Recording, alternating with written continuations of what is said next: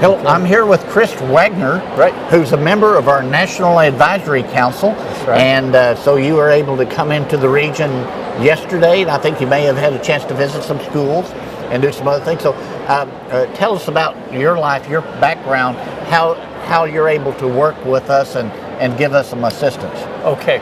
Well, I've been a professor at Western Kentucky University for over 20 years. And that was my second career. I was in public schools before that. And my original research was on school culture.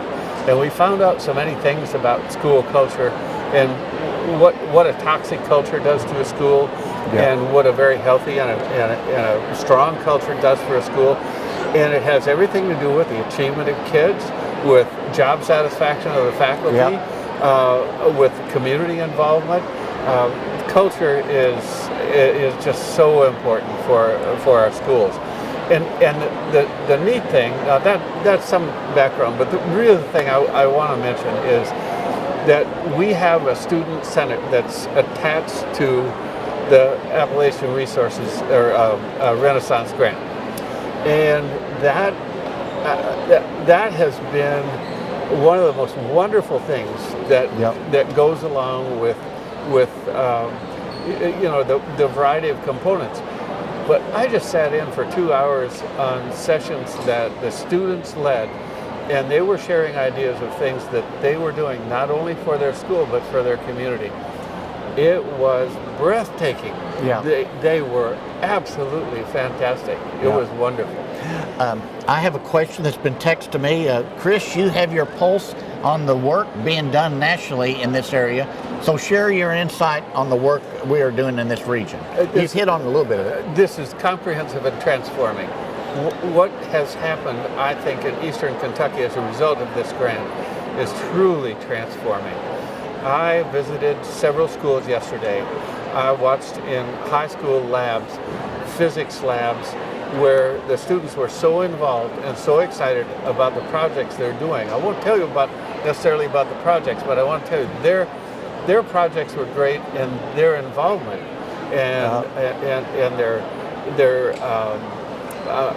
their excitement about learning, especially in the project-based work that they did.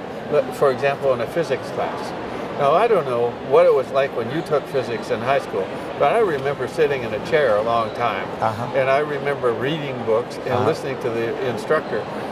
These students were yesterday were up. They were building robots. They were working on areas where there was a how to clean coal emissions. It was just one thing after another. I asked one student this question. I said, what got you excited about this project? And in a very quick response, he said, we live here. I thought, here is the sense of community and the sense of where they come from, that he felt that, and he felt the other kids felt the same way, that this is their project in their area. Well, Chris, this region, there's been a loss of about 7,000 coal jobs in the last 2.5 years. Right. You got your related jobs, so it's been called a region in crisis. Some people have moved away. Right. What are you seeing going on in the schools and with these kids that there's a hopeful future for Eastern Kentucky? Okay. Well, let me just quickly mention, I live in Minnesota now. I live on what they call the Iron Range.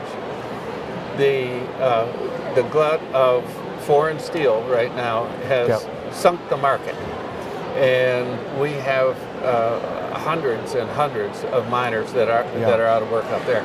But it's very cyclical, and I think what has happened is that there's an ebb and a flow, and sometimes we have to really change things as far as what we're doing. But I think the starting point is education. And when I saw some of the things that these students were doing, and then some of the things that are in the grant, my goal would be to make sure that these kids stay here. Yeah. I am really not a proponent of having our kids get an education and go off somewhere. Yeah. You know, I really would like to see them here. Now they're going to turn things around. I think they'll turn things around. It might not be coal. Yeah. You know, there might be more gas. There might be, you know, other kinds of endeavors that they do. I would hope. One of the things I would really kind of hope for is that there could be some kind of, I know taxes are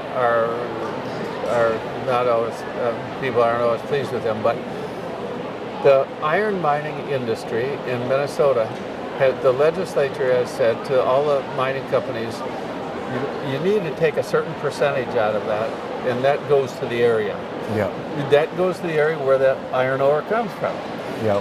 Because there have been slides before where you know, it's gone down, and really what's happened is the money that they have taken from every ton of iron ore that comes out goes into schools, it goes into community projects and those kinds of things. Now, I know a little of that happens with coal. Yeah. But maybe Yeah, not in fact, as at our SOAR conference, we had some gentlemen that came from Minnesota, from the Mesabi ore field that you're talking about. And Minnesota was ahead of the game because I guess basically in the 40s or 50s, they created that fund. They did. And had an endowment. And so they were able to use those monies more wisely and put more money in. Right. So that's one of those things I'm sure that our state officials are looking at.